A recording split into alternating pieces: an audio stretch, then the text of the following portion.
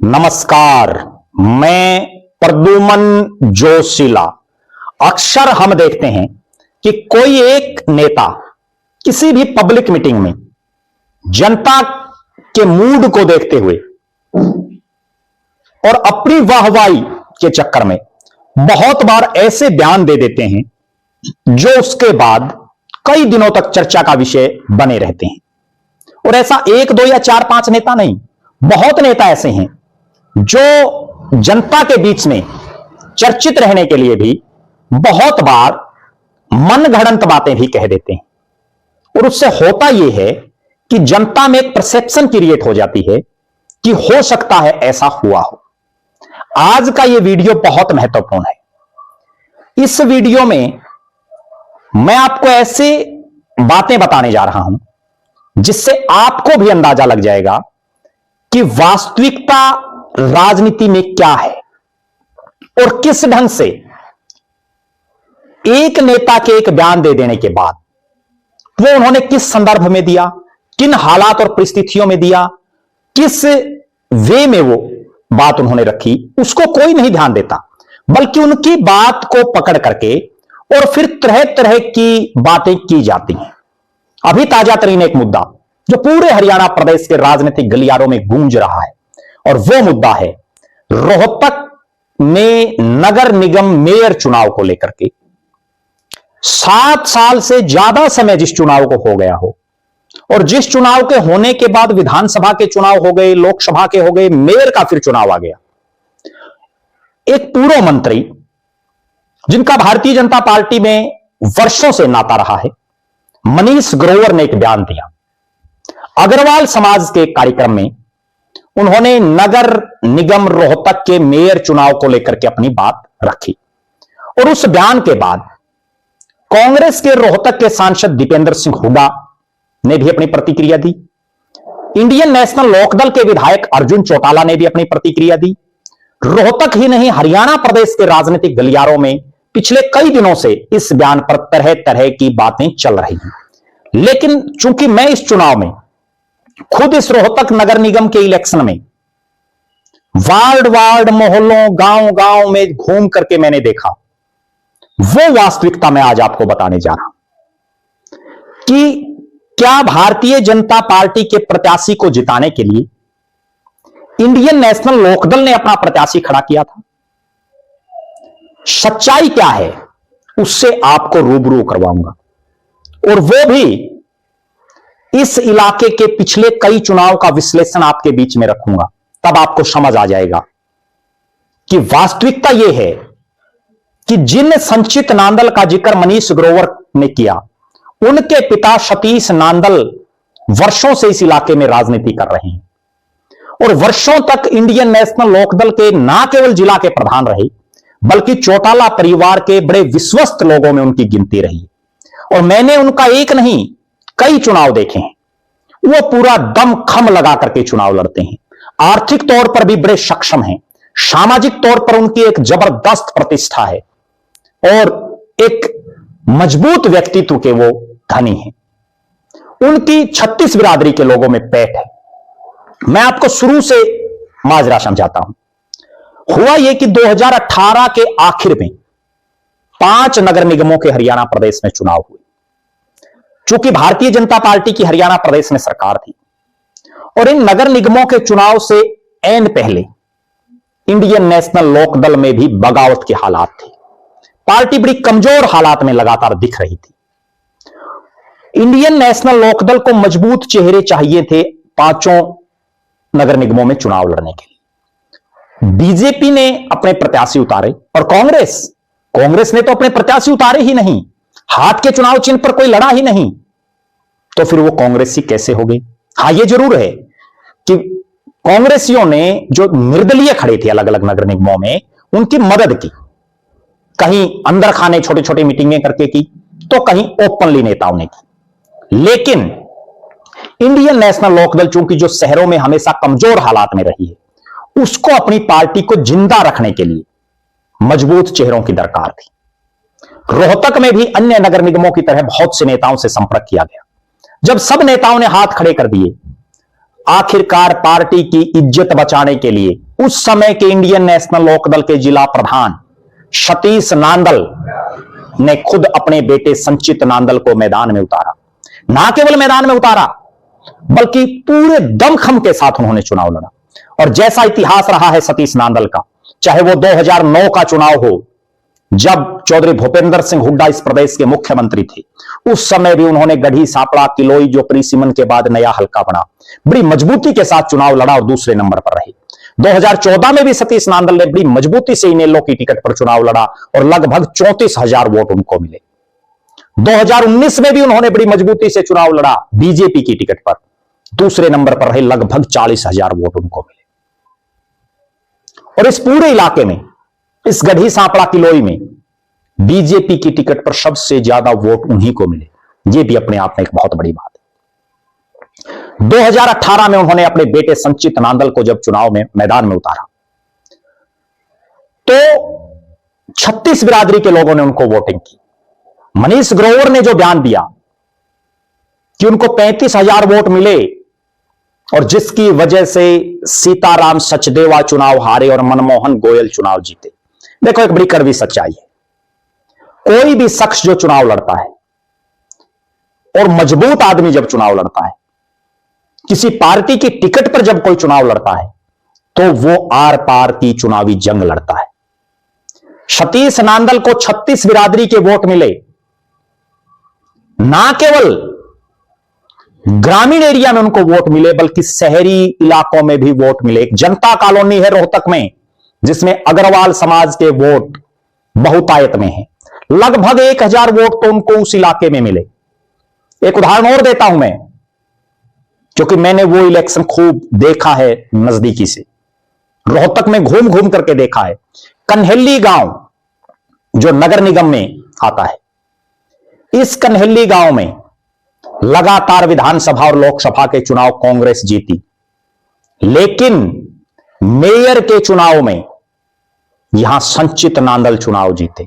इससे आप अंदाजा लगाइए कि जिस इलाके में लगातार कांग्रेस जीत रही हो, लोकसभा हो, विधानसभा हो, और उस इलाके में सतीश नांदल का बेटा जब चुनाव लड़ता है तो वो जीते, तो क्या इसका मतलब कांग्रेसियों ने भी संचित नांदल को वोट दी? बहुत सोचने वाली बात है। जिस इलाके में हुड्डा साहब का गढ़ हो, उसमें अगर संचित नांदल जीते तो क्या कांग्रेस वालों ने उनकी मदद की? और यहां तो बड़ी गजब बात यह है कि कांग्रेस तो खुद चुनाव लड़ ही नहीं रही थी, कांग्रेस का अधिकृत प्रत्याशी नहीं था। उन्होंने तो एक निर्दलीय सीताराम सचदेवा जो चुनाव लड़ रहे थे, निर्दलीय, उनकी कांग्रेस वाले मदद कर रहे थे।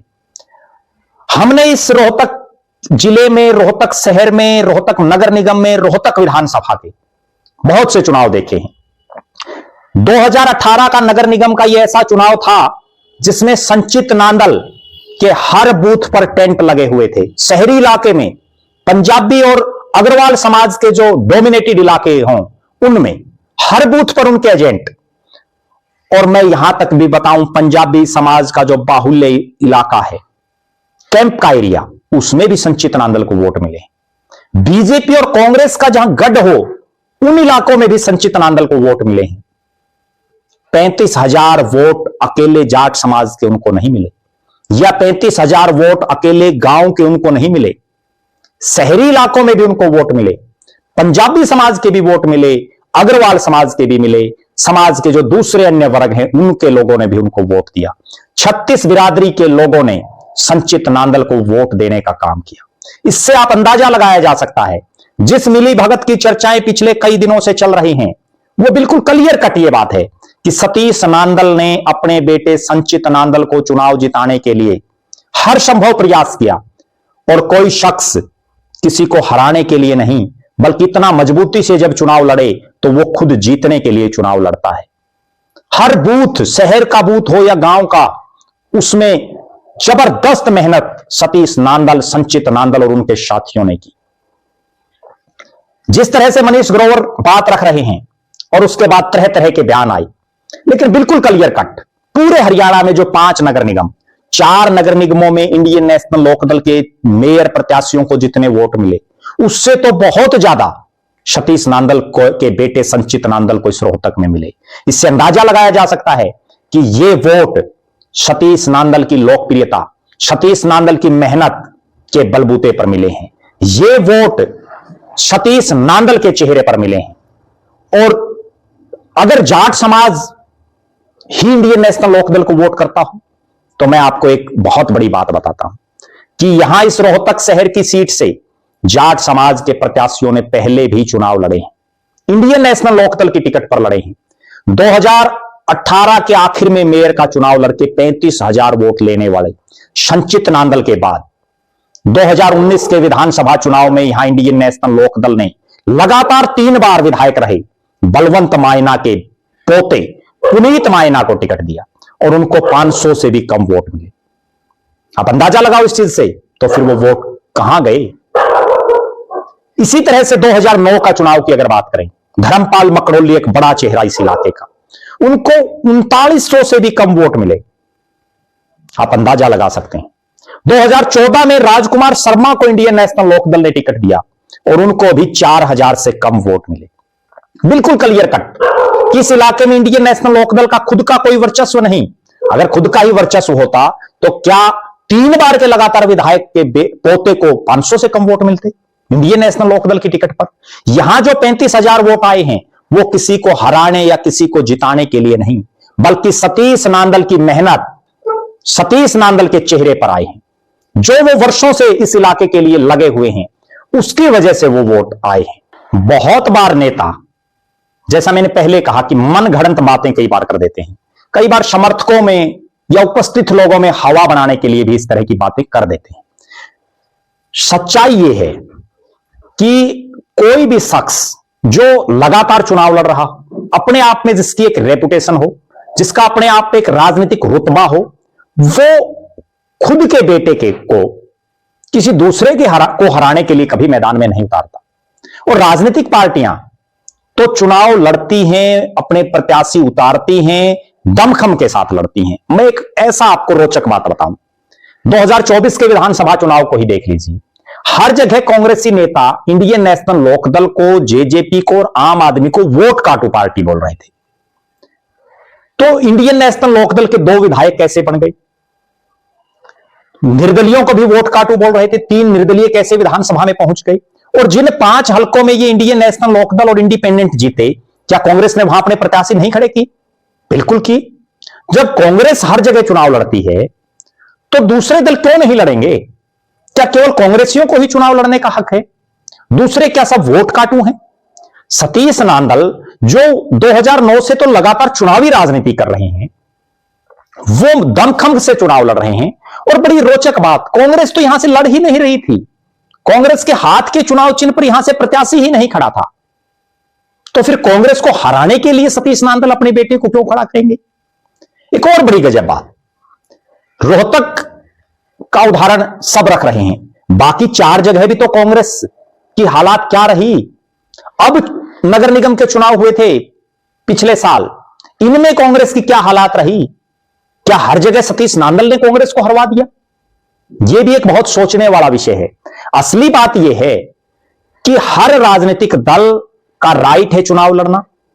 हर नेता जिसको उसकी पार्टी टिकट देती है वो भी दमखम से चुनाव लड़ेगा।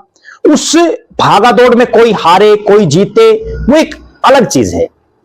कुल मिलाकर के मैंने जो देखा है वो ये है कि 2018 का चुनाव हो या उससे पहले के चुनाव हो, सतीश नांदल ने जब जब खुद चुनाव लड़ा हो या उनके बेटे ने लड़ा हो या जब भी उनकी पार्टी ने जहां भी ड्यूटी लगाई हो, चाहे वो जब इनेलो में थे तो इनेलो में, आज वो बीजेपी में है तो बीजेपी में, वो मजबूती के साथ तन मन धन से डट करके चुनाव लड़ने का काम करते हैं।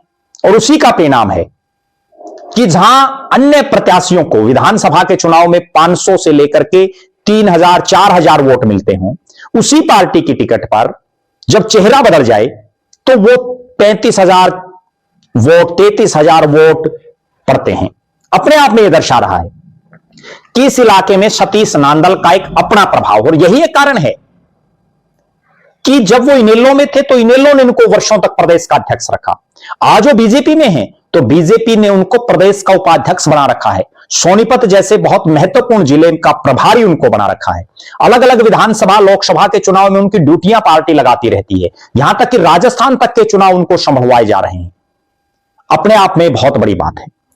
और आज भी इस इलाके में चाहे मनमोहन गोयल बेशक मेयर रह गए हों, लेकिन सच्चाई यह है कि मनमोहन गोयल का चुनाव भारतीय जनता पार्टी लड़ रही थी और सतीश नांदल का चुनाव, सतीश नांदल के बेटे का चुनाव सतीश नांदल अपने कंधों से लड़ रहे थे।